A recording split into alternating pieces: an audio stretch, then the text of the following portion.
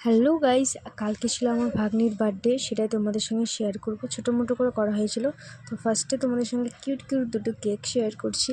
তো ভাগ্নির জন্য দুটো কেক নিয়ে এসেছিলো। তোর নাম শ্রুতি, দেখো কি সুন্দর করে নামও লিখে দিয়েছিল।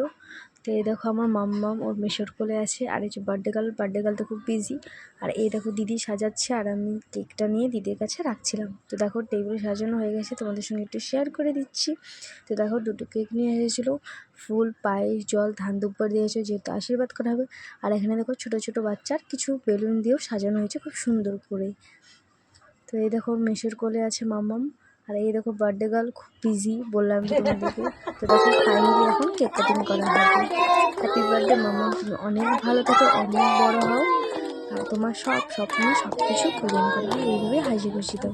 দেখো কত বাচ্চা সবাই হ্যাপি বার্থডে উইশ করছে মাম্মামকে। দেখো সবাই আছে এখানে, কেক কাটছে। আরও তো খুব ব্যস্ত হয়ে গেছে কেক খাওয়ার জন্য, যে কখন কেক খাবে।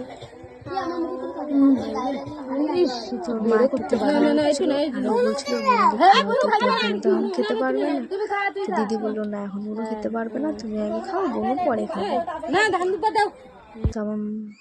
তো এখানে চিকেন রান্না করা হচ্ছে, ভাবলাম তোমাদের সঙ্গে একটু শেয়ার করে দিই। তো মেনুতে ছিল সাদা ভাত, আর ছিল মাছের মাথা দিয়ে বাঁধাকপি, যেটা খুব টেস্ট হয়েছিল। তো তোমাদের সঙ্গে ভাবলাম একটু মেনুটাও শেয়ার করি।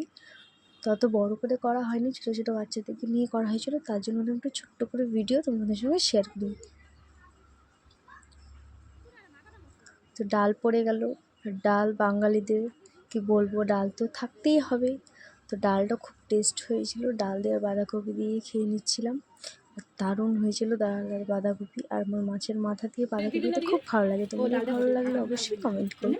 তারপরে পড়ে গেছিলাম চিকেন কষা, দেখো লেগ পিস সরি ঠ্যাং, যেটা খেতে আমার খুবই ভালো লাগে। আর আলুটা দেখো কত সফট হয়েছিল, আমার তো খুবই ভালো লাগে, তোমাদের কার কারো ভালো লাগে পা খেতে অবশ্যই জানি।